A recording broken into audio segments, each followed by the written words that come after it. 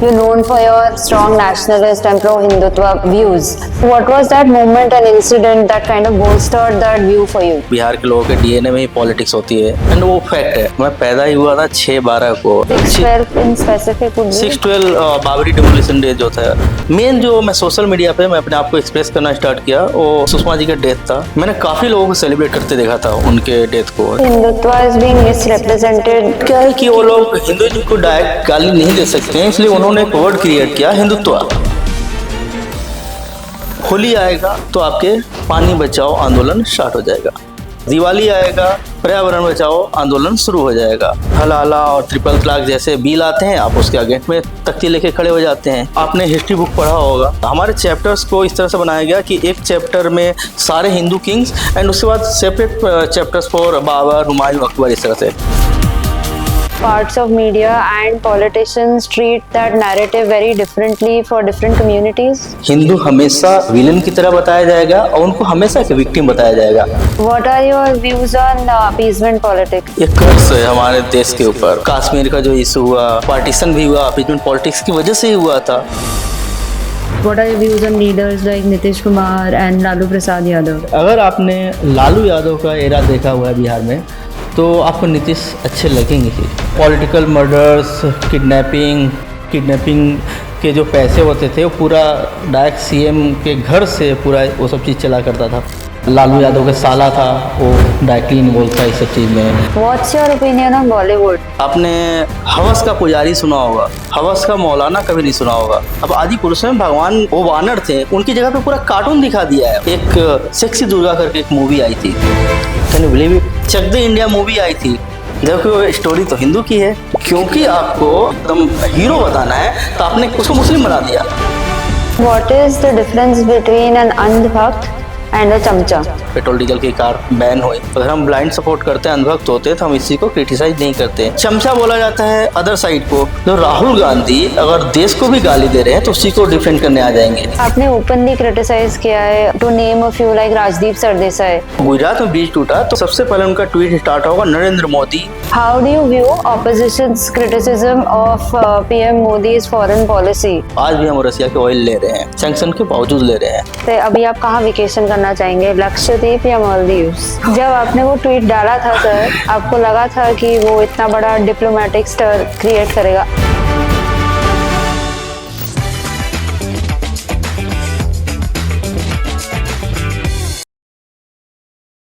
So the first question that I want to ask you is that you speak very strongly about your views and you're known for your strong nationalist and pro-Hindutva stance. So what was that moment or incident that kind of bolstered that view for you? मैं पैदा ही हुआ था 6/12 को। 6/12 in specific would be? 6/12 Babri demolition day जो था। मैं बिहार से हूँ तो वहाँ पे ऐसे बोला जाता है कि बिहार के लोगों के डीएनए में ही पॉलिटिक्स होती है एंड वो फैक्ट है। तो उस वजह से पॉलिटिक्स में इंटरेस्ट था। अटल जी, अडवाणी जी को काफ़ी सुना करता था मैं। एंड देन मेरा बर्थडे भी 6/12 है, तो वो थोड़ा सा एक वो ज़्यादा डीएनए और थोड़ा गाढ़ा हो गया हिंदुत्व वाला। मेन जो मैं सोशल मीडिया पे मैं अपने आप को एक्सप्रेस करना स्टार्ट किया वो सुषमा जी का डेथ था। अगेन मैंने काफ़ी लोगों को सेलिब्रेट करते देखा था उनके डेथ को, जबकि मुझे नहीं लगता है कि सुषमा जी एक्सट्रीम व्यू रखती थी। मतलब जो अदर जो पॉलिटिकल लीडर्स को जो बोला जाता है, बहुत ही ज़्यादा अच्छी थी, सभी लोगों को इक्वल ट्रीट करती थी।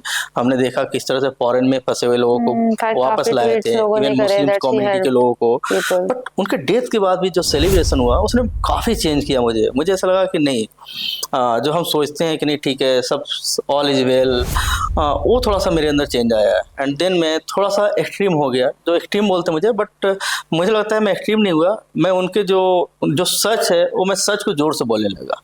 That's it. Sir, do you feel Hindutva is being misrepresented or misinterpreted deliberately by the liberals or the left-leaning media?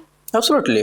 सबसे पहले तो उन्होंने अभी नैरेटिव ये चला रहे हैं Hindutva and Hinduism two different thing है, और मैं उसका हमेशा रिजेक्ट करता हूँ। टू डिफरेंट थिंग नहीं है, तो सेम ही चीज़ है। आप वर्ड चेंज करके, बट क्या है कि वो लोग हिंदुइज्म को डायरेक्ट गाली नहीं दे सकते हैं, इसलिए उन्होंने एक वर्ड क्रिएट किया, हिंदुत्व। हिंदुत्व को ऐसे बताया गया जैसे वो एक गाली है, बट ऐसा कुछ नहीं है, दोनों सेम चीज़ें हैं। हर चीज़ मैं एग्जांपल लेता हूँ फेस्टिवल्स का।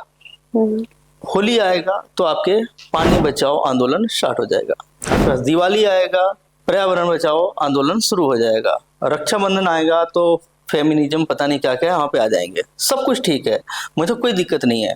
बट वही जो आपके पर्यावरण बचाने की जो आपकी मुहिम है दिवाली के टाइम पे 31st नाइट को गायब हो जाता है, क्योंकि उसमें भी तो पटाखे फूटते हैं बहुत ज़्यादा, उसमें किसी को याद नहीं आता है।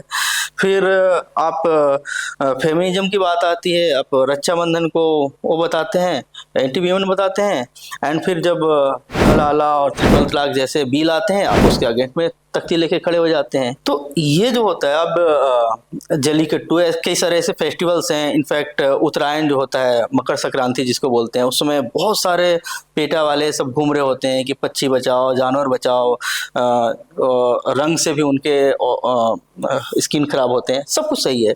बट वही फिर बकरीद के दिन सब गायब हो जाते हैं। तो एक सिस्टमेटिक अटेम्प्ट, मतलब किसी बड़े लेखक ने लिखा था कि आपको किसी भी सभ्यता को खत्म करना है तो आप उसके कल्चर को आप खत्म कर दो।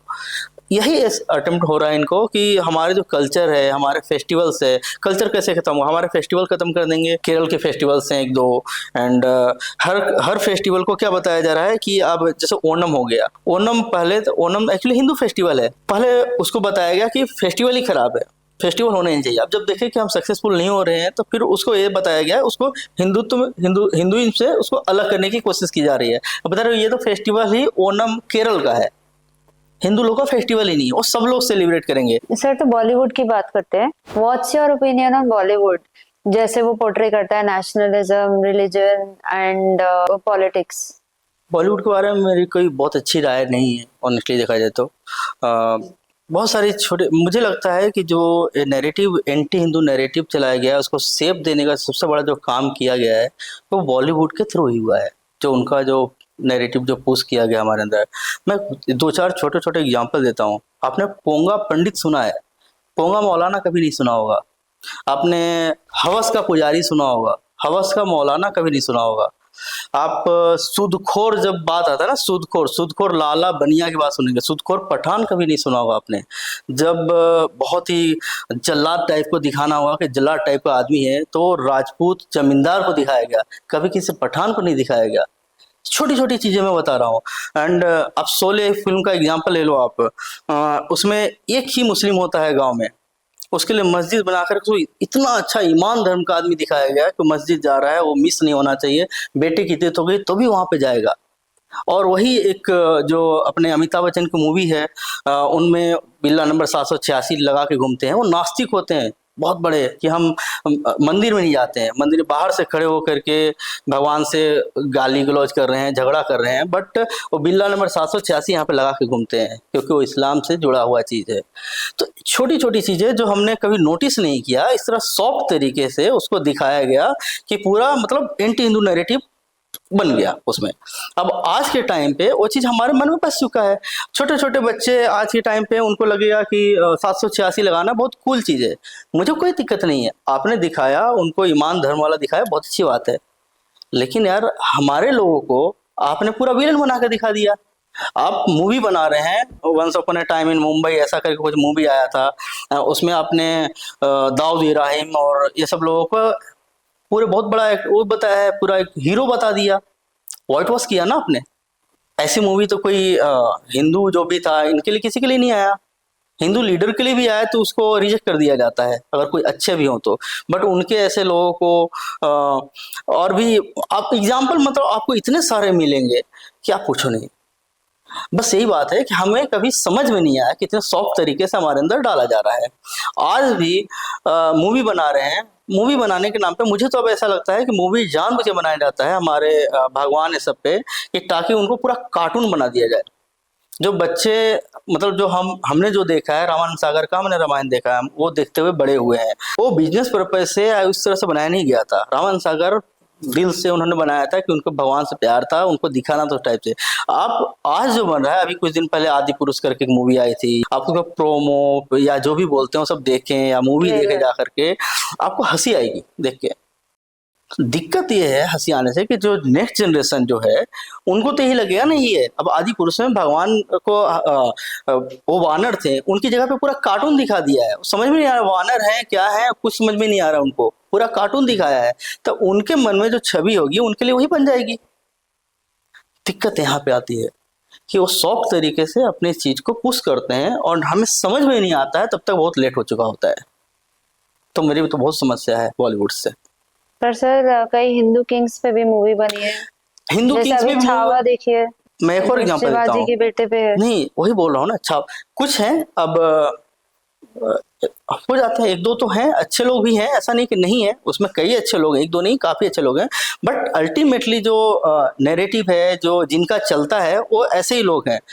एक चक दे इंडिया मूवी आई थी, चक दे इंडिया मूवी में उसका जो था वो कोई पठान मुस्लिम नाम दिखाया गया है उनका, तो शाहरुख खान ने जो प्ले किया है, बट वो नेगी करके एक हिंदू आदमी था, वो जो कोच था। क्योंकि आपको अब उसको अच्छी तरह से दिखाना है, एकदम हीरो बताना है, तो आपने क्या पूरा कैरेक्टर ही चेंज कर दिया, उसको मुस्लिम बना दिया, जबकि वो स्टोरी तो हिंदू की है। और जब किसी हिंदू की स्टोरी होती है, अच्छी स्टोरी, अगर हिंदू विलेन है वहां पे, तो हिंदू विलेन है, कोई दिक्कत नहीं है। मुस्लिम विलेन है तो उसका नाम चेंज करके हिंदू का नाम रख दिया जाएगा। बट जब हीरो दिखाना होगा तो ऑटोमेटिक चेंज होकर के मुस्लिम बन जाता है। तो दिक्कत हमारी यहाँ पे है कि आप अगर हिस्टोरिकल भी कुछ बना रहे हो तो उसमें भी आप चेंज कर दे रहे हो। अब नेगी वाला जो है वो तो हिस्टोरिकल फैक्ट है, आप रियल लाइफ इवेंट बना रहे हो, उसमें नाम चेंज करने का क्या पर्पज था? What are your views on appeasement politics? Appeasement politics ये कर्स है हमारे देश के ऊपर। मुझे लगता है कि ये पॉलिटिक्स, आधे जो हमारी समस्याएं हैं उसकी जड़ ही अपीजमेंट पॉलिटिक्स है। अगर ये पॉलिटिक्स नहीं होती, और ये कोई न्यू नहीं है, सबसे बड़ी चीज़ है अपीजमेंट पॉलिटिक्स इंडिपेंडेंट एरा से ही चलते आ रहा है। 1947 में भी अपीजमेंट पॉलिटिक्स की वजह से कश्मीर का जो इशू हुआ, और भी जो पार्टीशन भी हुआ, अपीजमेंट पॉलिटिक्स की वजह से ही हुआ था। एंड इंडिपेंडेंस के बाद भी अगर आप देखें तो सबसे फर्स्ट जो एजुकेशन मिनिस्टर थे वो एक मुस्लिम थे। एंड वो मुस्लिम इंडियन मुस्लिम भी नहीं थे, वो हमारे देश के थे ही नहीं, उनकी क्वालिफिकेशन कुछ नहीं थी, बट उनको एजुकेशन मिनिस्टर इसलिए बनाया गया क्योंकि एक कम्युनिटी को अपीज करना था। एंड उसके बाद बैक टू बैक 3 या 4 जो एजुकेशन मिनिस्टर आए सारे मुस्लिम्स थे। तो इस तरह से नैरेटिव बनाने की कोशिश की गई कि हमारे देश आपने हिस्ट्री बुक पढ़ा होगा स्कूल में, मैंने भी पढ़ा है। हम ये बुक में आपको बाबर, हुमायूं, अकबर, शाहजहां, औरंगजेब, मुझे भी याद है 5-6 जो लोग हैं। अब मुझे आप किसी भी हिंदू किंग का नाम बोल दें तो उसके फादर का या सन का नाम मुझे नहीं पता है, मुझे भी नहीं पता है, और आई एम श्योर किसी को भी नहीं पता होगा, बहुत सारे कम लोगों को पता होगा। तो ऐसा नहीं है कि सिर्फ यही लोग रूल किए हमारे देश पे, वो लोगों ने भी रूल किया। काफ़ी बड़े बड़े किंग हुए जो बहुत सारे बड़े बड़े मंदिर बनाए, साउथ में इतने सारे मंदिर हैं, बट उनका नाम कहीं नहीं था। हमारे चैप्टर्स को इस तरह से बनाया गया कि एक चैप्टर में सारे हिंदू किंग्स, एंड उसके बाद separate chapters for Babur, Humayun, Akbar, इस तरह से। तो स्टार्टिंग से लेके आज तक ये जो पॉलिटिक्स था, यही हमारे सबसे मतलब हमारे देश को आगे बढ़ने में इस चीज़ को रोका है। तो मैं इसको कर्ज मानता हूँ अपीजमेंट पॉलिटिक्स को। सर आपका इस पे क्या टेक है? There is a discourse on communal vote banks. Do you feel that certain parts of media and politicians treat that narrative very differently for different communities? Absolutely. मैं एक छोटा सा एग्जांपल दे रहा हूँ। अभी रिसेंट डे चल रहा है, कन्हैया लाल का मर्डर हुआ था। कन्हैया लाल 3-4 साल पहले जो मर्डर हुआ था, उनको नूपुर शर्मा को सपोर्ट करने की वजह से। एंड नूपुर शर्मा का भी जो इंसिडेंट था, नूपुर शर्मा ने जो बोला, मैं उसको डिफेंड नहीं कर रहा हूँ, बट नूपुर शर्मा ने जो बोला था सिमिलर थिंग, जो एक मुस्लिम इस्लामिक स्कॉलर जिनको टैग मिला हुआ है, उन्होंने वो चीज़ बोला था। उन्होंने भगवान शिव के ऊपर एक गंदा कमेंट किया था, उसको रिप्लाई देते हुए नूपुर शर्मा ने भी जवाब दिया। नूपुर शर्मा ने क्या बोला वो पूरी दुनिया को पता चल गई, लेकिन जो इस्लामिक स्कॉलर जिनको बोला जाता है, जिन्होंने जो बयान दिया था, वो किसी को नहीं पता है कि उसने क्या बोला था। जिस चीज़ को जवाब देते हुए इसने बोला, जो इतना कंट्रोवर्सी हुआ, इतना बड़ा, वो किसी को पता नहीं चला। क्यों नहीं पता चला? क्योंकि ये जो नैरेटिव चलाया जाता है कि हिंदू हमेशा एक हमें विलन की तरह बताया जाएगा और उनको हमेशा एक विक्टिम बताया जाएगा। अब कन्हैया का मर्डर पे आप बोलते हैं कन्हैया का मर्डर हुआ तो आपको कम्युनल बता दिया जाएगा। आप बोलती हैं कि कन्हैया को मारने वाले मुस्लिम थे, आपको कम्युनल बोल दिया जाएगा। आप कन्हैया कुमार के मर्डर पे आर्टिकल लिखती हैं, आपको कम्युनल बता दिया जाएगा। कन्हैया कुमार के मर्डर पे आपने एक मूवी बनाया, आपको कम्युनल बोल दिया गया। जिन्होंने कन्हैया कुमार को मारा वो कम्युनल नहीं है, ये नैरेटिव बनाया गया है। मतलब वो मार दिए, लेकिन आप उनके बारे में बात नहीं कर सकते हैं, आप अफसोस नहीं जता सकते हैं, आप उसके ऊपर आर्टिकल नहीं लिख सकते हैं, बुक नहीं लिख सकते हैं, आप उनके ऊपर मूवी नहीं बना सकते हैं। ये आज ये सिचुएशन आ गई है। एंड इसमें सोशल मीडिया, मीडिया, पॉलिटिकल से लेकर के जुडिशरी तक शामिल है। मैं ओपनली बोलता हूँ जुडिशरी भी इस जुडिशरी चीज का पे भी पार्ट सवाल है। उठा यस, मैं उठा रहा हूँ सवाल, क्योंकि अगर देखा जाए कुछ सालों पहले 2017 में शायद एक सेक्सी दुर्गा करके एक मूवी आई थी। Can you believe it? Sexy Durga क्या होता है? दुर्गा माता हमारी आराध्य है, उनके ऊपर इस तरह के टाइटल के साथ मूवी आया। भारत सरकार ने ऑब्जेक्ट किया कि नहीं, मूवी नहीं बननी चाहिए, रिलीज नहीं होना चाहिए, प्रीमियर नहीं होना चाहिए उसका। आईबी मिनिस्ट्री ने उसके ऊपर बैन लगाने की कोशिश किया। केरला हाई कोर्ट ने उसको नहीं, ये फ्रीडम ऑफ एक्सप्रेशन है, आपको इसको स्क्रीनिंग होगी, इसकी कोई नहीं रोक सकता है। फिर उसकी स्क्रीनिंग हुई। एक नॉर्मल एक एग्जांपल लेता हूँ, जो बहुत पॉपुलर मूवी है पीके, उसमें आप जाके देखोगे तो भगवान शिव को इस तरह से दिखाया जा रहा है, त्रिशूल लेकर के मारने, उसको पीछे मार रहे हैं, ये कर रहे हैं, मतलब इस तरह से दिखाया गया है, उस चीज को चलने दिया गया। एंड हम अगर उस पर ऑब्जेक्ट करते हैं तो क्या बोला जाता है कि you don't like it, don't watch it. Simple एक लाइन में, आपको नहीं पसंद है मत देखो। तो भाई वही वाला लॉजिक यहाँ पे क्यों नहीं अप्लाई होता है? आपको नहीं पसंद है मत देखो। यहाँ पे सीधा बोल दिया जा रहा है कि आप क्या कर रहे हैं कि आप कम्युनल टेंशन क्रिएट करने की कोशिश कर रहे हैं। तो भैया ये कम्युनल टेंशन तो 2002 पे जो मूवी बनी थी उस पर भी होना चाहिए कि नहीं होना चाहिए? तो इसलिए क्योंकि 2002 का जो दंगा था उसमें आरोप हमारे बीजेपी सरकार पे लगा है या हिंदुओं पे लगा है, तो उस पर मूवी बनेगी, कोई दिक्कत नहीं है। लेकिन आप जब कश्मीर पे जाकर मूवी बनाते हैं तो आपको बता दिया जाता है कम्युनल है, आप टेंशन क्रिएट कर रहे हैं समाज में। दो तरह की चीजें हैं। ये पूरा सिस्टमेटिक तरीके से हर कोई इसका पार्ट है, मतलब हर कोई ए टू जेड। अब ड्युअलिटी बोल रहे हैं कि there is duality in this. Duality है ही नहीं, मैं इसको नहीं मानता। ये एक सिस्टमेटिक तरीके से हमें नीचा गिराने की कोशिश की जा रही है। उनको पता है वो क्या कर रहे हैं, ऐसा नहीं कि उनको नहीं पता है कि वो क्या नहीं कर रहे हैं, बट उस जानबूझ के किया जा रहा है ताकि कैसे भी हिंदुओं को हमारी स्टोरी बाहर तक नहीं पहुंचे, हमें दबा दिया जाए, इस तरह की कोशिश की जा रही है, दुनिया को नहीं पता चले।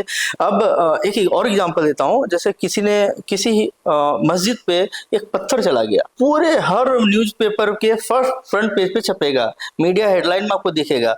अभी आसाम में पिछले 4-5 दिन में मैंने 3 रिपोर्ट तो मैंने खुद डाला है, ट्वीट किया है। मंदिर को तोड़ दिया गया, मूर्ति को छत विछत कर दिया गया, उस पर आपको एक हेडलाइन नहीं मिलेगा कहीं पे। क्यों? अगर किसी के पूजा के जगह पे अगर अटैक करना गलत है, ठीक है, पत्थर गया गलत था मस्जिद पे, तो उतना ही गलत तो मंदिर को तोड़ा जाना भी गलत है ना। उस पर कोई डिबेट नहीं कर रहा है, तो उसको पूरा दबा दिया जाता है। तो सबसे बड़ा चीज क्या होता है कि मैं जब ये लिखूंगा कि मंदिर पे अटैक हुआ, तो मुझे बोल दिया जाएगा तुम समाज में नफरत फैला रहे हो। रिपोर्टिंग भी नफरत फैलाना हो गया। यही चीज अगर अदर साइड कर रही है मस्जिद को लेकर के, तो रिपोर्टिंग हो गया, जर्नलिज्म हो गया, बहुत बड़ा काम होगा, उनको नोबेल मिलना चाहिए। तो ये चल रहा है समाज में। You spoken about and called a selective outrage industry. तो ये क्या है? Can you elaborate with an example? बहुत सारे हैं, मतलब जैसे मैंने अभी एग्जांपल दिया, अभी कन्हैया लाल और रिसेंट में तबरेज का बोला था। तबरेज चोर था, मारा गया, गांव वालों ने मारा, उसके धर्म की वजह से नहीं मारा गया, उसको चोरी करते हुए पकड़ा गया। और तबरेज की जगह पे रवि किशन कोई होता तो भी शायद मारा जाता वहां पे, क्योंकि गांव वाले पब्लिक लिंचिंग वो कुछ नहीं देखते हैं। एंड कन्हैया लाल मारा गया सिर्फ इसलिए क्योंकि हिंदू था और सपोर्ट किया इस पे। आप आउटरीच अगर कंपेयर करो जा करके, तो यहाँ पे तो आपको आउटरीच करने की आजादी भी नहीं है, आप उस पर मूवी तक नहीं बना सकते हो। 2002 दंगे की बात करते हैं, और 90 में जो वहाँ पे कश्मीर में जो हुआ था, आप कश्मीर पे मूवी बन रही है उसकी बात कर रहे हैं, तो बोले नहीं पुरानी बातें भूल जाओ। तो 2002 कौन सा कल हुआ था भाई, आप क्यों बात कर रहे हो उसके? क्योंकि आपको सिर्फ ये चलाना है कि अगर हिंदू जहाँ पे विक्टिम है, ज्यादा बड़े विक्टिम है, ऐसा नहीं कि 2002 में सिर्फ मुस्लिम मरे थे, हिंदू भी मरे थे, काफी हिंदू मरे थे।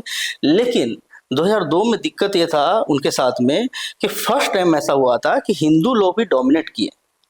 जब दंगे हुआ, पहले क्या होता था, दंगे हमेशा वन साइडेड होते थे। दंगों का तो इतिहास रहा है, गुजरात में ही बहुत सारे हैं।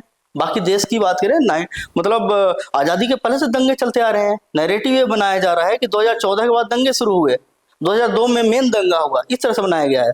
1990s में तो बीजेपी सरकार नहीं थी, कश्मीर में दंगे हुए, वो दंगे नहीं थे एक्चुअली, वो तो वन साइडेड था, पूरा हिंदुओं को मारा गया था। उसके पहले भी बीजेपी जब फॉर्म भी नहीं हुई तो उसके पहले आसाम के दंगे, भागलपुर के दंगे, दुनिया भर के दंगे आप गूगल करिए, इतने दंगों के नाम मिले जब बीजेपी बनी भी नहीं थी। तो वन साइडेड नैरेटिव हो गया ना। दिक्कत इनको ये आने लगी अब कि अब जो दंगे होते हैं वन साइडेड नहीं रह गए। पहले क्या होता था कि दंगों में सिर्फ हिंदू मरेंगे, अगर हिंदू अगर अपोज करने गया तो जो कानून है, पुलिस है, वो उनके अगेंस्ट में आके खड़ी हो जाएगी, उनको प्रोटेक्ट करने के लिए, मुस्लिम को प्रोटेक्ट करने के लिए। आज के दिन ऐसा नहीं है, जो पॉजिटिव चेंज है मेरे लिए। ठीक है, आओ अगर लड़ना है तो इक्वली भी लड़ते हैं।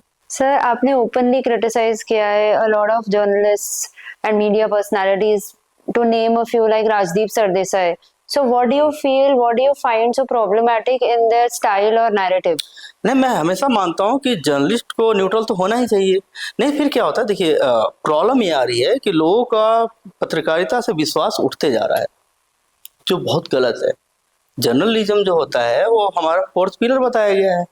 अब आप ओपनली अपना जो बायसनेस है उसको एक्सप्रेस करेंगे तो ये आपके प्रोफेशन के लिए भी गलत है, देश के लिए भी गलत है। सर, कोई एग्जांपल दे सकते हैं? मैं आपने राजदीप का एग्जांपल दिया, मैं अभी रिसेंटली राजदीप सरदेसाई का कोई एक ट्वीट देख रहा था। वहाँ पे अगर यहाँ पे ब्रिज टूट गया गुजरात में, तो गुजरात में ब्रिज टूटा तो सिंपल सबसे पहले उनका ट्वीट स्टार्ट होगा नरेंद्र मोदी, उसके बाद अमित शाह, भूपेंद्र पटेल, बीजेपी, आरएसएस सबको लपेट लेंगे उसमें, तब उनका ट्वीट एंड होगा। यही अगर नॉन बीजेपी लूट स्टेट है, कोई कांग्रेस में है, तो वहां पे सिर्फ रिपोर्टिंग होगी कि ब्रिज टूट गया, ट्वीट ओवर। अभी बेंगलोर में जो आपका काफी लोग मरे थे, जो विक्ट्री जो सेलिब्रेशन था इसका आईपीएल का, तो उसमें क्लियरली था पुलिस रेडी नहीं थी उसके लिए, फिर भी वो हुआ, काफी लोग मारे गए। वहां पे सीएम सेलिब्रेट कर रहे थे, उसके बावजूद बाहर लोग मर रहे हो सेलिब्रेट कर रहे थे, उसके बावजूद उसको ये बताया गया, उसको उसके ऊपर एक शब्द नहीं, सिर्फ कि हाँ मर गए लोग, गलत हुआ। यही जब महाकुंभ में कुछ लोग मारे गए थे जो भगदड़ में, उसमें पूरा नैरेटिव चला गया। सिर्फ ऐसा नहीं कि खाली मोदी, शाह, योगी, बीजेपी के अगेंस्ट में, पूरा हिंदू समाज के अगेंस्ट में नैरेटिव चलाया गया कि ये है, इतने लोग मारे गए, उसके बाद भी आपका महाकुंभ चल रहा है। नहीं चल रहा था महाकुंभ, उसके बाद रुका था थोड़ी देर के लिए। उस दिन के सारे जो कार्यक्रम थे, हमारे जो संत समाज का जो स्नान होता है, शाही स्नान होता है, सब लोगों ने कैंसिल किया था उस दिन, कोई भी नहीं, कोई सेलिब्रेशन नहीं हुआ था। उसके बावजूद उसको इस तरह से प्रेजेंट किया गया। उसमें आपके राजदीप भी थे और सारे जर्नलिस्ट थे। एंड वही जब यहाँ पे बेंगलोर में जो सेलिब्रेशन हो रहा था, उसमें इतने लोग मारे गए और वो रुका नहीं, अंदर भी चल रहा था, किसी ने कोई क्वेश्चन रेज नहीं किया। वो आज तो अभी किसी को याद भी नहीं है। आज से 3 साल बाद आप पूछेंगे कि बेंगलोर में क्या हुआ था, किसी को याद नहीं रहेगा। और महाकुंभ का आज से 140 साल बाद ही आपको याद रहेगा कि महाकुंभ में क्या हुआ था, क्योंकि वो चलते रहेगा। There is also a lot of criticism that the government faces. How do you view opposition's criticism of PM Modi's foreign policy? Like abhi, especially in the context when we are getting global recognition, which is much higher than which we ever did, but they still criticize that. So how would you view that, and what is your opinion on that? मुझे लगता है opposition के पास, ऐसा नहीं बोलूँगा मुद्दे नहीं है, उनके पास मुद्दा बहुत सारे हैं, लेकिन हमेशा वो रॉन्ग इशू वो लोग पिक करते हैं। जहाँ पे आपको क्रिटिसाइज करना चाहिए, आपके पास मौके हैं, वहाँ पे नहीं जाते हैं। जिस जगह पे आपको यूनिटी दिखाने की ज़रूरत है, आप वहाँ पे अगेंस्ट खड़े दिखते हैं। अभी रिसेंटली ऑपरेशन सिंदूर जो हुआ था, हमारा पूरे देश एक साथ खड़ा था। स्टार्टिंग में अपोजिशन ने बोला कि हम सरकार के साथ हैं, बट वो एक दिन भी स्टैंड नहीं कर पाए। वेरी नेगेटिव से वो लोग फिर स्टार्ट कर दिए कि इंडिया के अगेंस्ट में, सरकार के अगेंस्ट में नैरेटिव बनाना स्टार्ट कर दिए। तो वो सही नहीं था। मुझे लगता है कि पब्लिक रिस्पॉन्स भी पॉजिटिव होगा उनके लिए, मतलब एज ए ऑर्डिनरी सिटीजन अगर हम सोचें तो किसी को भी ये पसंद नहीं आया था।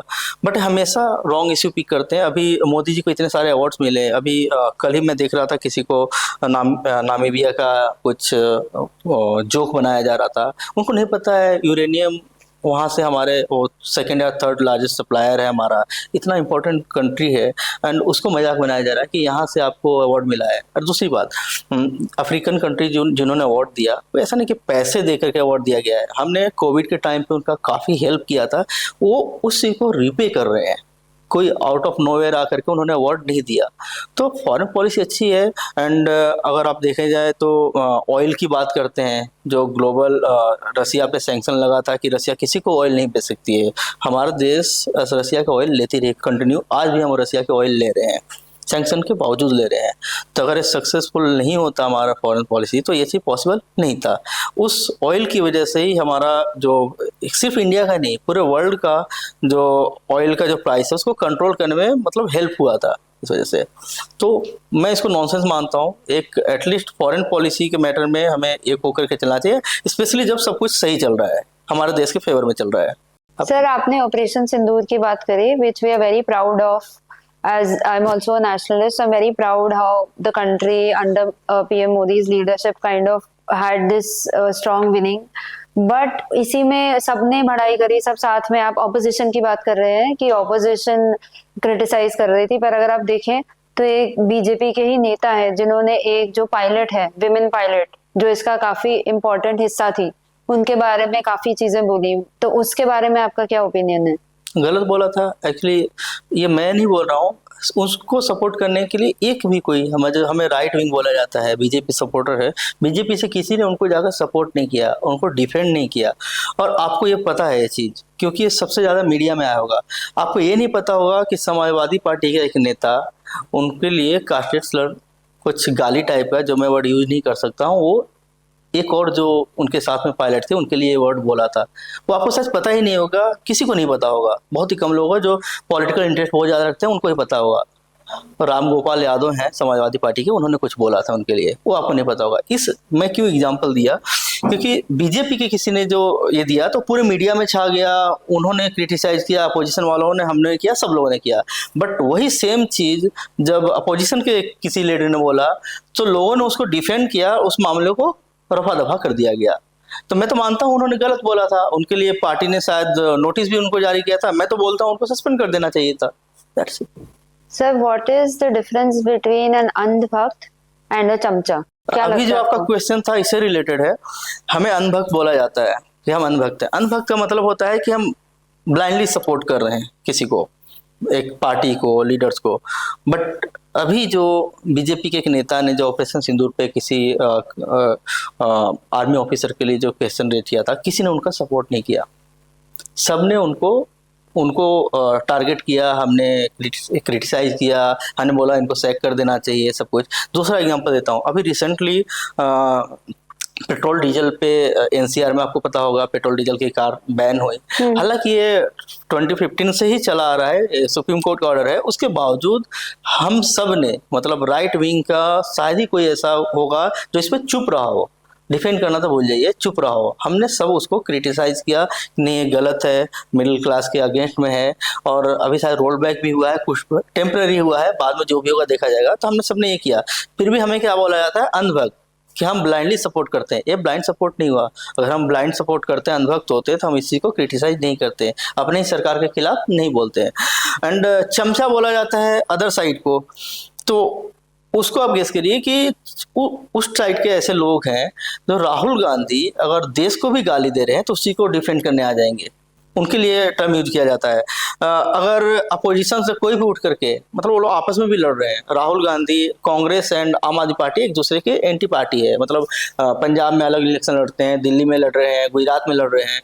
बट अगर केजरीवाल ने भी कुछ गलत बोला है तो सब मिलकर उसको डिफेंड करेंगे। तो हम चमचा उनके लिए वर्ड यूज करते हैं। तो अब आपके ऊपर है, आप उसको समझिए कि हम अनभक्त हैं कि वो चमचा है, ये दोनों किनके पे ज़्यादा सूट करता है, वो आपके ऊपर है। Sir, you've grown up in Bihar, आप बिहार से हैं, तो what are your views on the political legacies in the state, and also what are your views on leaders like Nitish Kumar and Lalu Prasad Yadav? मैं तो बिहार में रहा हूँ, सही बात है। एंड मैंने वो उसी एरा में पैदा हुआ था जब वो उसको जंगल राज बोला जाता है। मुझे याद है 6 बजे के बाद हमारा घर स्टेशन से 6-7 किलोमीटर दूर था, हमारा गांव था। तो स्टेशन से उतर कर 6-6:30 बजे वहाँ पे अंधेरा हो जाता है गांव में। उसमें तो लाइट होती नहीं थी, ना ही रोड था, कच्ची सड़कें हुई करती थी। तो वहाँ से उतर के आप घर तक अगर सही सलामत आ गए तो उसको बहुत बड़ा अचीवमेंट माना जाता था, वो एरा था। एंड पॉलिटिकल मर्डर्स, किडनैपिंग, किसी के पास भी थोड़ा सा पैसे दिख गए तो किडनैपिंग तो फिक्स है। उसकी किडनैपिंग के जो पैसे होते थे वो पूरा डायरेक्ट सीएम के घर से पूरा वो सब चीज़ चला करता था। पूरा ये जो ऑर्गेनाइजेशन जो है उनका किडनैपिंग बिजनेस होता हुआ एक्चुअली उसकी तरफ से।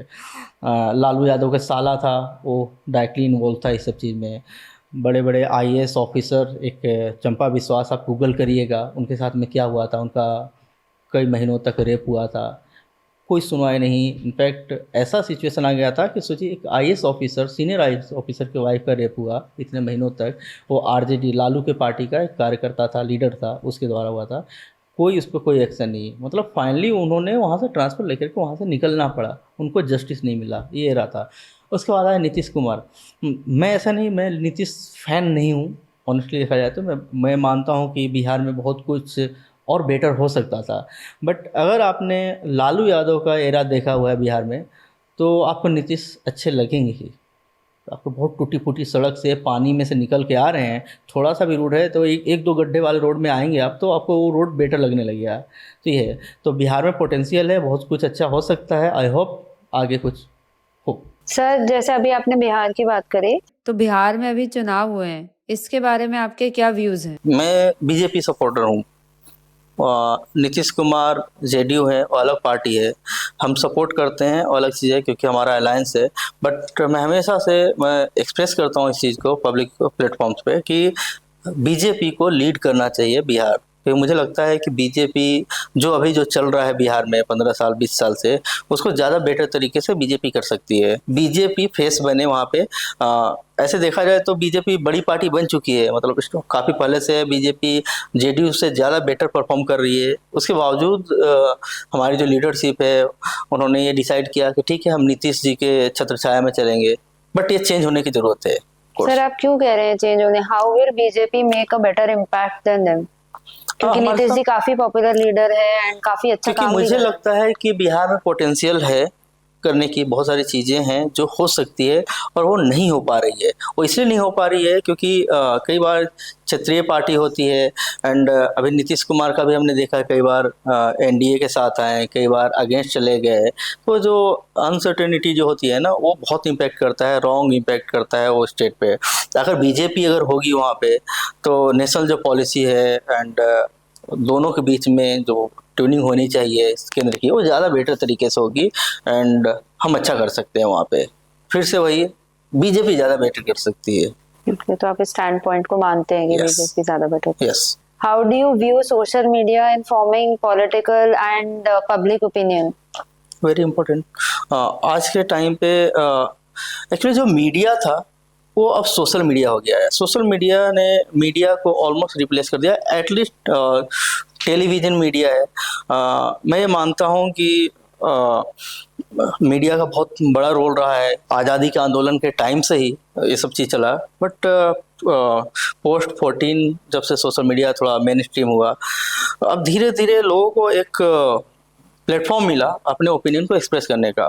फॉर एग्जांपल, पहले आपको अगर कोई भी चीज़ एक्सप्रेस करना हो तो आपका कोई प्लेटफॉर्म नहीं था। जो मीडिया के जो लोग थे वन साइडेड अपना ओपिनियन आपके ऊपर डाल करके चले जाते थे। वो जो डिबेट होता था वही 5 लोग उसमें पार्टिसिपेट करते थे, हो जाता था। आज के टाइम पे हमें वॉइस मिला, अगर हमें किसी चीज़ से दिक्कत है या हमारा ओपिनियन है हम उसको एक्सप्रेस कर सकते हैं, तो ये बहुत अच्छी चीज़ है। अभी आप कहाँ वेकेशन करना चाहेंगे, लक्षद्वीप या मालदीव्स? जब आपने वो ट्वीट डाला था सर, आपको लगा था कि वो इतना बड़ा डिप्लोमेटिक स्टर क्रिएट करेगा? आइडिया क्या था वो डालने का? नहीं, आइडिया नहीं, ऐसा कुछ नहीं, क्योंकि प्लान तरीके से नहीं होते हैं सब चीज़ें था हमारा। एंड अभी आप पूछेंगे तो हमने मालदीव को माफ़ कर दिया। इट मीन्स हमारा नेशन फर्स्ट की हमारी जो पॉलिसी है, हम जो ये अपने विचार रखते हैं, इसमें क्या था कि हमारा दिक्कत मालदीव से नहीं था। हमारा दिक्कत था कि मालदीव सुबह बोल रही थी कि उनके यहाँ पे जो इंडिया के जो लोग काम कर रहे हैं, कुछ आर्मी बेस टाइप का बना हुआ था, वो सब चीज़ को बंद करवाना था उनको, कि इंडिया आओ। वो नारा ही लेकर के आया था कि इंडिया आओ, इंडिया के कोई लोग यहाँ नहीं चाहिए। एक्चुअली उसके पीछे चाइना था, वो सबको पता है। तो उस समय ही मैंने टारगेट किया था चाइना को इनडायरेक्टली, कि चाइनीज परपेट करके मैंने उसके लिए वर्ड यूज़ किया था। तो वो सब हो गया। बट उसका पॉजिटिव साइड ये है कि आज हम पहले से ज़्यादा बेटर तरीके से मालदीव्स में हैं। मैं बहुत ज़्यादा चीज़ मैं रिवील नहीं कर सकता हूँ यहाँ पे, बट जो सिचुएशन 24 के पहले था, जो इंडिया आउट का जो स्लोगन चल रहा था, उससे ज़्यादा बेटर पोजीशन में आज हम वहाँ पे हैं। तो ऑल इज वेल। यस। अब छोटा सा देश है, अब कोई भी मिनिस्टर बन जा रहा है तो उनको प्रॉपर ट्रेनिंग नहीं होगी, कहाँ पे क्या बोलना है, अननेसेसरी चीज़ें थी, तो उसमें तो होना ही था उनके साथ में। बट मोदी जी जब थर्ड टर्म के लिए जब ओथ लेने आए थे तो उन्होंने बुलाया था उसके पीएम को, मतलब दोनों पैरेलल चल रहा था, हम इधर बॉयकॉट कर रहे थे, उधर मोदी जी आकर के उनको बुला करके आगे की सीट दिया। तो इसी तरह से काम चलता है, एक तरह से हमने शायद प्रेशर क्रिएट किया, वहां से उन लोगों ने डिप्लोमेसी से उनको वही कर लिया।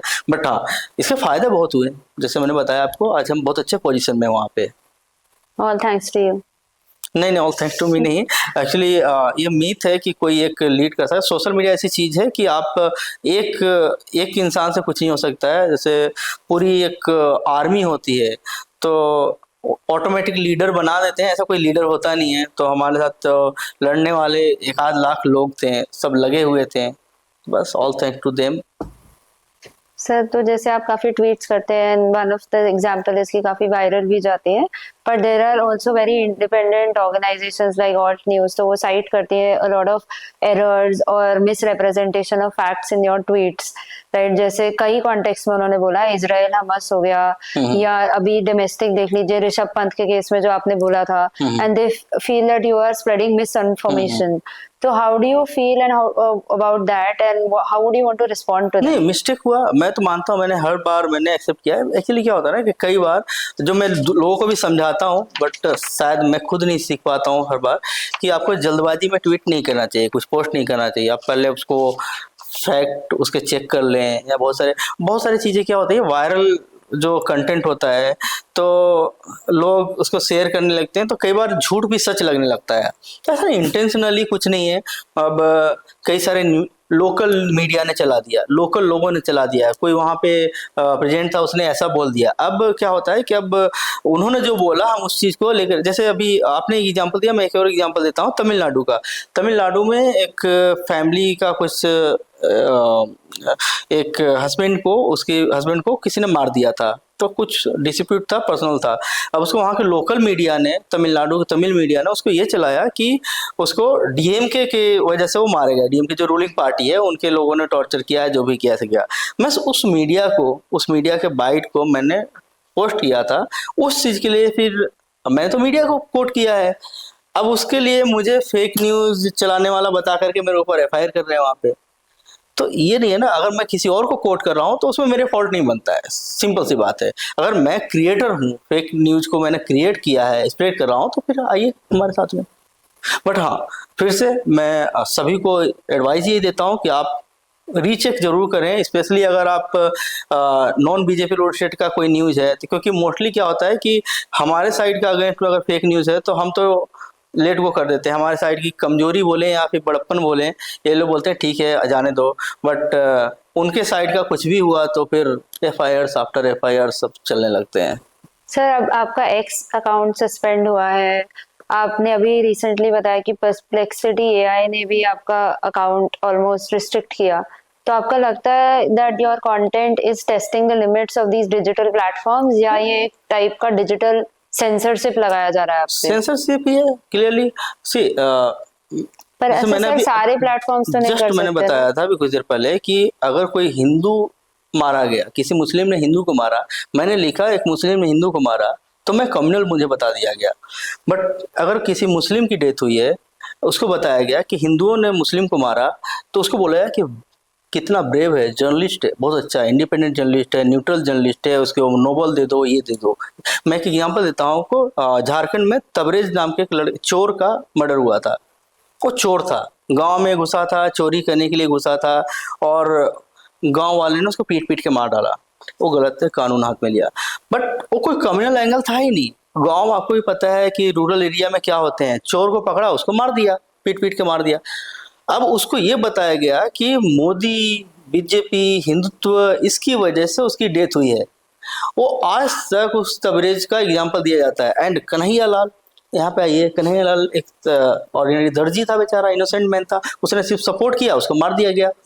आप तबरेज पे आज भी आउटरीच सुनेंगे, लेकिन आप कन्हैयालाल पे आउटरीच करते हैं तो आपको कम्युनल घोषित कर दिया जाता है।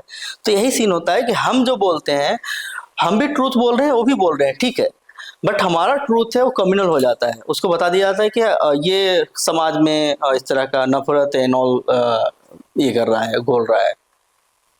एंड एक से सस्पेंड होने की बात है तो उसमें वो कॉल करके थी, नाम में भूल गया, महिमा कॉल थी शायद उसकी, इंडिया ट्विटर की जो हेड थी, तो उससे हमारा थोड़ा सा चलता था, तो उसको एक भी छोटा सा भी मौका मिला तो सस्पेंड कर देती थी। तो वो पर्सनल था थोड़ा, एंड रिपोर्टिंग हुआ करता था। अब ऑल इज वेल, अब एलन आ गया है तो थोड़ा एलन के राज में सही चल रहा तो है। आपकी बनती है एलन से अभी? नहीं नहीं, एलन से बनती नहीं है, वो तो बहुत बड़ा आदमी है, मतलब ठीक है उसके मुझे लगता है कि अपोजिशन साइड के भी लोग हैंडल सस्पेंड नहीं होते आज के टाइम पे। उसने थोड़ा एक फ्रीडम दिया है कि ठीक है आप सच बोल सकते हो एटलीस्ट यहाँ पे प्लेटफॉर्म पे। And your views are also very strong, so you face a lot of ideological hatred, abuses and trolls. तो उससे कैसे डील करते हैं आप? अब आदत हो गई है, मतलब मुझे पता है कि लोगों के पास कुछ लोग, मतलब कुछ लोग असाइन किए गए हैं आपको गाली ही देना है। तो वो बचपन में हमारे यहाँ पे कहावत थी गांव में, पता नहीं आपको पता है नहीं, कि हाथी चले बाजार कुत्ते भौंके हजार वाला एक था। अगर हाथी चल रहा है, अगर डॉग्स ये कर रहे हैं, अगर वो उनको उनके केयर करने लगेंगे, अननेसेसरी जो भौंक रहे हैं, तो फिर वो आगे बढ़ ही नहीं पाएगा कभी। आपको आगे बढ़ना है तो इग्नोर करना पड़ेगा। तो मैं अब इग्नोर करना शुरू कर दिया। मैं सुनता हूँ, जो मुझे जानते हैं कई लोग, मैं फीडबैक लेता हूँ। मेरे ही जो नॉन जो लोग हैं, हमारे सपोर्टर्स हैं, कई लोग आके मुझे बताते हैं कि यहाँ पे गलत था, मैं उसको स्टिक कर लेता हूँ। बट जो सिर्फ वो गाली देने आते हैं, मैं उसको इग्नोर कर देता हूँ। और मुझे लगता है सबको इग्नोर करना चाहिए, क्योंकि आप अगर एक बार अपने नोटिफिकेशन चेक करने लगे, ऐसी चीज़ें चेक करने लगे, सोशल मीडिया, मतलब सारे सोशल मीडिया की बात है, तो फिर आप डिप्रेशन में ही चले जाएंगे पूरी तरह से। सर कभी आपको ऐसा लगता है that once you are posting कि अबाउट योर व्यूज, कि कभी उसको टोन डाउन करा जाए, even if they are factually correct but वो कंट्रोवर्शियल है, पॉलिटिकली इनकरेक्ट है, कभी ऐसा लगा कि इसको टोन डाउन करता हूँ? मेरे साथ कभी ऐसा हुआ नहीं।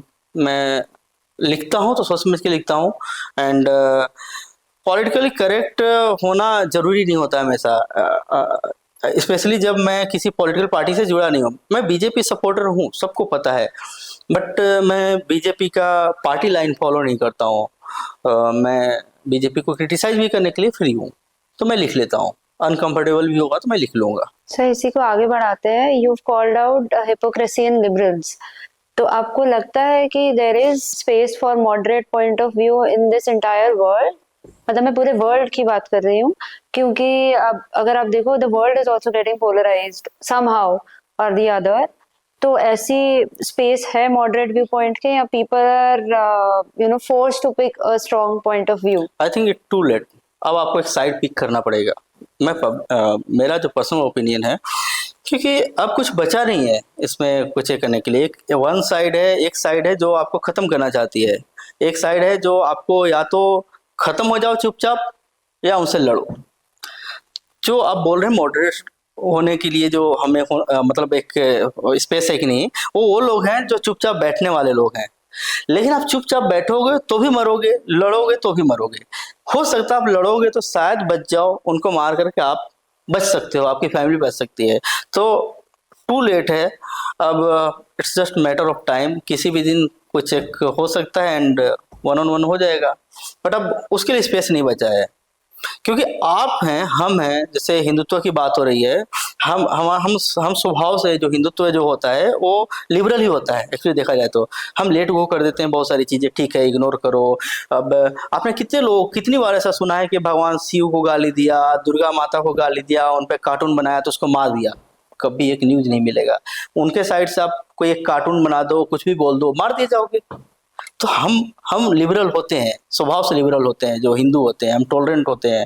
बट वही फिर से नैरेटिव की बात आती है कि हमें दिखाया जाता है हम एक्सट्रीम है एंड वो लोग विक्टिम है।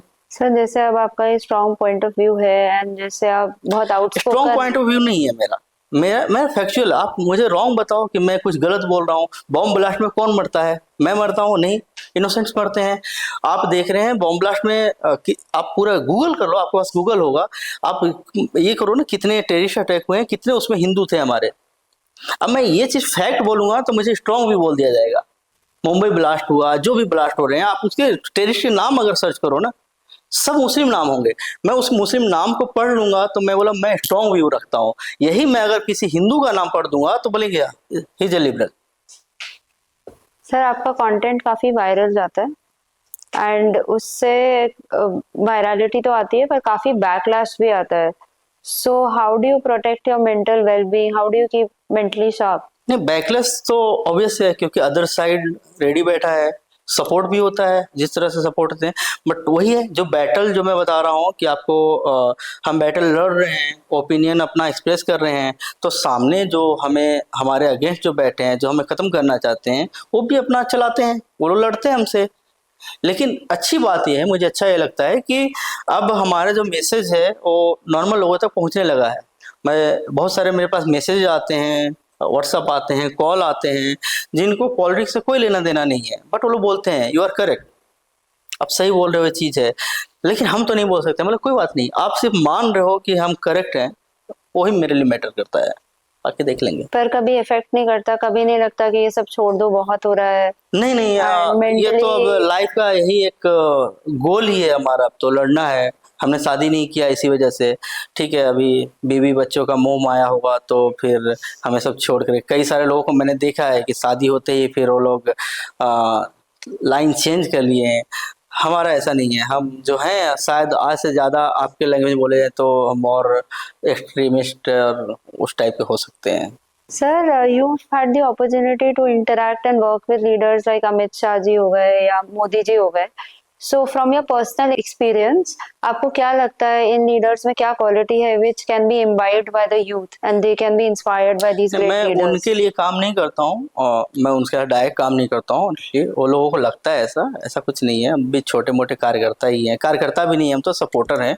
बट हाँ, लीडरशिप क्या है कि मोदी शाह, आप देखो वो लोग का जो भी कॉन्सेप्ट होता है, लॉन्ग टर्म की बात करते हैं, वो लोग हमेशा इंडिया फर्स्ट की बात करते हैं, जो मुझे अच्छा लगता है। ठीक है, अभी पॉलिटिक्स में बहुत सारी चीज़ें होती है, नहीं होती है, वो बात की बात है। तो जैसे मोदी जी ने कोई भी चीज़ चलाया, स्वच्छ भारत चलाया, तो कोई उनके पर्सनल चीज़ के लिए नहीं था, पूरे देश के लिए था। अब कई लोग आके क्रिटिसाइज करते हैं, उधर सड़क पे कचरा डाला और दूसरी तरफ आकर के ट्वीट कर दिया कि रोड तो बहुत गंदा है। तो अब ऐसे लोग कुछ नहीं कर सकते हैं। अगर कोई चीज़ मिशन चलाया जा रहा है, उन्होंने बोला है, तो आपको सबको उसमें पार्टिसिपेट करना पड़ेगा। मैं गांव में रहा हूँ, बिहार में रहा हूँ, उस टाइम पे लालटेन में हम पढ़ाई किया करते थे। जब हमारा स्कूल टाइम था, लालटेन में हम पढ़ते थे। मैं 2005 में मैं गुजरात शिफ्ट हो गया। उसके बाद से 3-4 साल बाद जब मैं बिहार वापस गया तो मैं देखा कि लाइट जल रही थी, पूरे घर में लाइट आ गया था। उसके 2-3 साल बाद जब मैं वापस गया अपने 16 या 17 में जब मैं वापस गया था, तो फिर मैं देख रहा हूँ कि रोड बन चुका है एंड घर में सिलेंडर आ रहा है, गैस के सिलेंडर आ रहे हैं, जबकि गैस के सिलेंडर का नाम ही नहीं सुना होगा मेरे गांव में किसी ने। 2002-2003 तक तो किसी ने नाम नहीं सुना होगा, हार्डली किसी ने सुना होगा। एंड जा करके वहाँ पे 16-17 में उनके पास घर में गैस सिलेंडर आ रहा है। तो चेंज आए हैं, बहुत सारी चीज़ होनी चाहिए, नहीं हुई है, हो सकता है, वो अलग चीज़ है, बट चेंज आया है।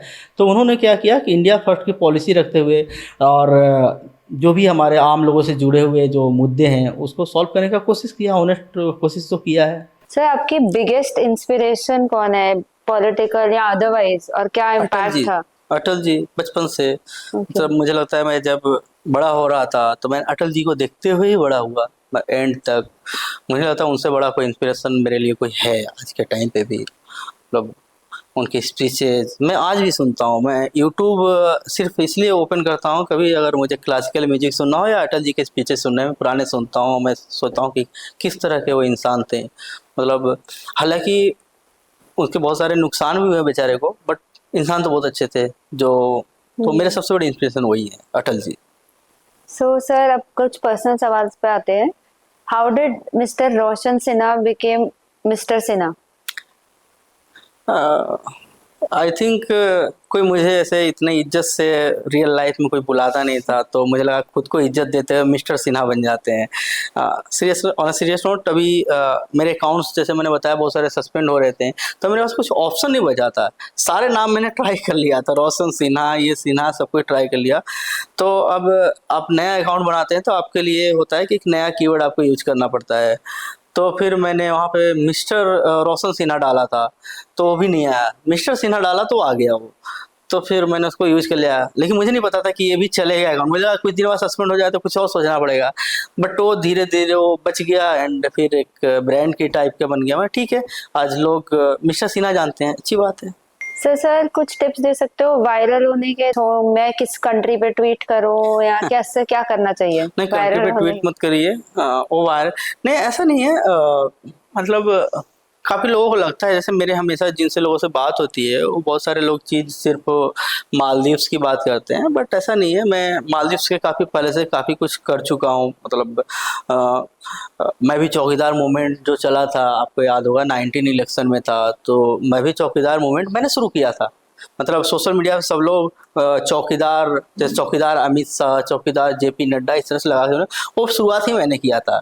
तो क्या मैं प्रशांत किशोर की तरह इतना वो नहीं निकला कि मैं उसको कैश कर सकूं और अपना ब्रांड क्रिएट करूं। इनफैक्ट रिसेंटली 24 इलेक्शन के टाइम पे जो मोदी का परिवार जो कैंपेन था वो भी मैंने शुरू किया था। तो मेरे अचीवमेंट्स में मालदीव से कुछ है ही नहीं, वो तो छोटा मोटा चीज़ था। मैं इसको ज़्यादा अचीवमेंट मानता हूँ कि जो पूरे इलेक्शन का वो नैरेटिव ही चेंज कर दिया एंड काफ़ी बीजेपी के फेवर में गया है। तो ये सब चीज़ें हैं। तो वायरल वायरल होने का की क्या ये करना कि चाहिए? आप सही मौके पे, जैसे मैं यही एग्जांपल लेता हूँ, मोदी का परिवार वायरल ऐसे हुआ कि लालू ने उस पर ट्वीट किया और मोदी जी के परिवार के ऊपर मैंने उसको पिक कर लिया। तो आपको सही टाइम पे सही चीज़ अगर पिक करेंगे, टॉपिक और हिट करेंगे, तो वायरल होने के चांसेस है। ऐसा कोई शॉर्टकट नहीं है, कई बार आपका लक भी साथ देना चाहिए इसमें, बट वही है कि सही टाइम पे सबसे बड़ी चीज़ होती है। आप किसी भी इंसिडेंट पे, कोई भी घटना हुई है उस पर लेट रिएक्ट करेंगे तो वायरल नहीं होंगे आप। आपको इंस्टेंट रिएक्ट करना पड़ेगा उस पर एंड आपको दूसरों से थोड़ा बेटर, दूसरों से थोड़ा अलग होकर के उस पर ओपिनियन देना पड़ेगा, हो जाएंगे वायरल। Thank you sir.